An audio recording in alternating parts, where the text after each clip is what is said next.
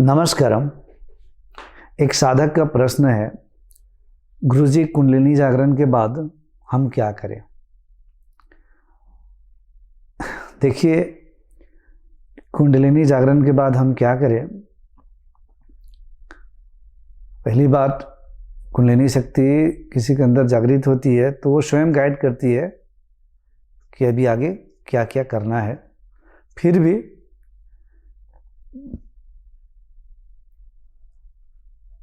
वो शायद गाइड कर रही है, इसीलिए आप ये प्रश्न भी मुझे पूछ रहे हैं। क्योंकि जब तक कुंडलिनी शक्ति जागरण के बाद लिबरेशन को प्राप्त ना कर ले, यानी मुक्ति को प्राप्त ना कर ले, पूरी तरह से लिबरेटेड ना हो जाए, तब तक आपको क्या क्या करना चाहिए। तो प्रथम चीज़, आपको हमेशा योगा करना चाहिए, प्राणायाम करना चाहिए, ध्यान करते रहना चाहिए, गुरुओं की वाणी सुनते रहनी चाहिए, स्वाध्याय करते रहने चाहिए, अध्यात्म से संबंधित जो शास्त्र हैं उनको पढ़ते रहना चाहिए। खान पान सात्विक होना चाहिए, जैसे सिगरेट, लहसुन, प्याज, तंबाकू, मद, मदिरा का सेवन कभी नहीं करना चाहिए।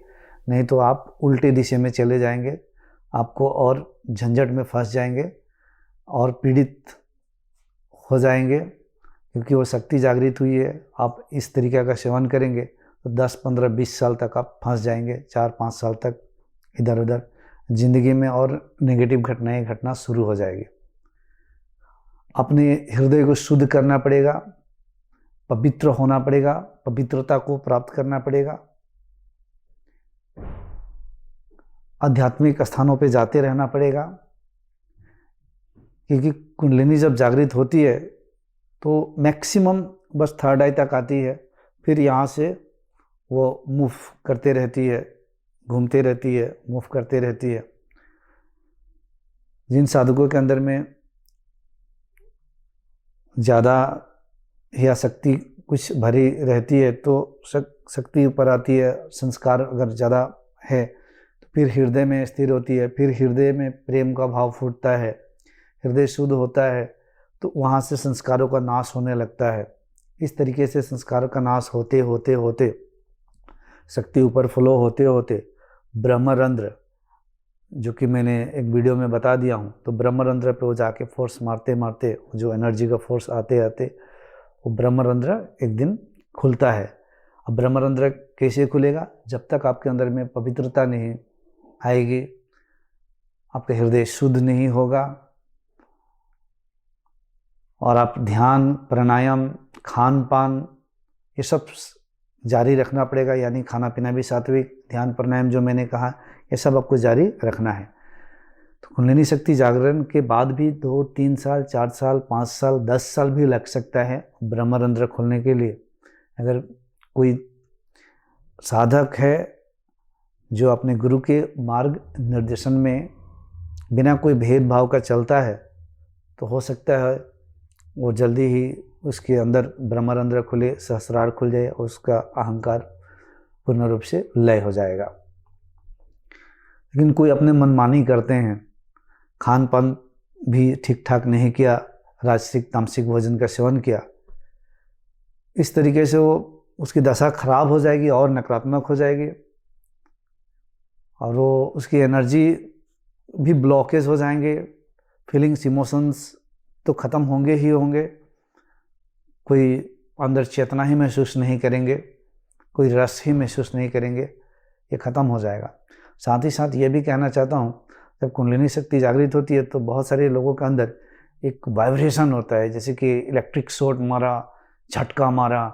तो एक्चुअली ये क्या है, शक्ति जब जागृत होती है तो पूरे सूक्ष्म शरीर में स्पंदन करते हुए होती है, या कि वो ब्लॉकेज को खोलते हुए, शुद्ध करते हुए सूक्ष्म शरीर को जागृत होती है। इसीलिए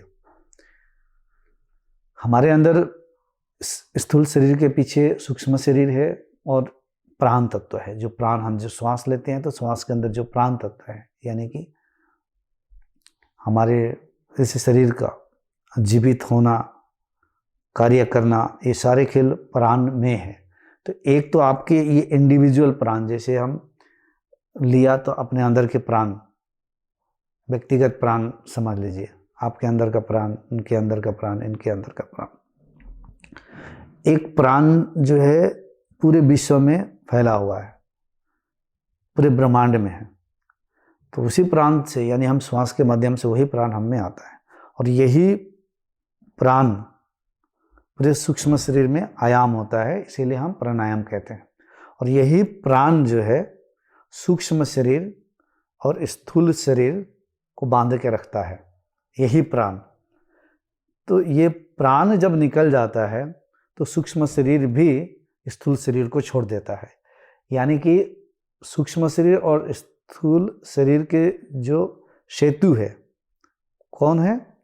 वो है प्राण। वो प्राण ही इन दोनों को रोक के रखता है। तो जैसे प्राण वायु निकल गया तो सूक्ष्म शरीर भी छोड़ दिया। ध्यान से समझना है। तो सूक्ष्म शरीर की क्लींजिंग की हम बात कर रहे थे। तो इसलिए कुंडलिनी जागरण के बाद इन चीज़ों को ध्यान में रखना है, मनमानी चीज़ें नहीं करनी चाहिए। और जो भी मैंने कहा उसे फॉलो करें और धीरे धीरे उनके ब्रह्मरंध्र खुलेगा।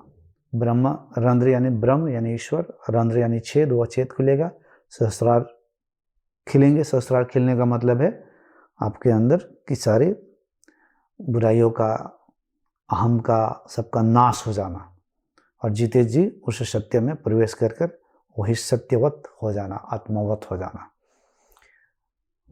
तो मैं का होना ही सारे दुखों का कारण है, तो मैं का ही नाश हो जाता है यहाँ पर और आप अकर्ता की स्थिति में आ जाते हैं। सब हो रहा है, उस होने में हो जाते हैं। मैं कर रहा हूँ, ये भाव खत्म हो जाता है और मेरी कभी मृत्यु होगी, मैं कभी जन्म लिया था, ये विचार भाव भी खत्म हो जाते हैं पूरे तरह से। तो कुंडलिनी जागरण के बाद अपनी जर्नी को कंटिन्यू करना चाहिए। मैं कई ऐसे सेशन में, प्रवचनों में, वीडियो में कह चुका हूँ कि after Kundalini awakening it guides you step by step towards the self realisation. Kundalini शक्ति जब जागृत होती है तब धीरे धीरे धीरे धीरे आपको गाइड करके ब्रह्मरंध्र सहस्रार के खुलने का प्रोसेस होता है तब। लेकिन उसी का होगा जो सात्विक आहार लेंगे, फिर से रिपीट कर रहा हूँ, जो ध्यान करते रहेंगे, प्राणायाम करते रहेंगे, योगा करते रहेंगे, गुरु के मार्ग निर्देशन में चलते रहेंगे, समर्पण, भक्ति और श्रद्धा के भाव रहेगी, उस परम सत्ता के प्रति अंदर में अभिलाषा होनी चाहिए, खोज जारी रहनी चाहिए और चलते रहनी चाहिए। और जागरण के बाद एक वैराग्य की स्थिति आती है, तो आगे बढ़ते रहना चाहिए, इसे ध्यान में रखना है। और इसके विपरीत जो नहीं करेंगे, मनमानी खान पान, उल्टा फुल्टा करेंगे, ये सब नहीं करेंगे तो कई वर्षों तक फंस जाएंगे। ना उनका ब्रह्मरंध्र भी नहीं खुलेगा, सहस्रार भी नहीं खुलेगा, वो लिबरेटेड भी नहीं होंगे, मोक्ष को भी प्राप्त नहीं करेंगे। तो ध्यान में रखना है। कुंडलिनी जागरण के बाद इन सारी चीज़ों को आपको 1, 2 साल, 3 साल, 4 साल, 5 साल, जब तक ब्रह्मरंध्र और सहस्रार ना खुल जाए तब तक आपको ये जारी रखना चाहिए। अपने आध्यात्मिक प्रैक्टिसेस को कभी बंद नहीं करना चाहिए, नहीं तो आप अटक जाएंगे, you will be stuck. So keep going ahead, keep practising ahead. Thank you.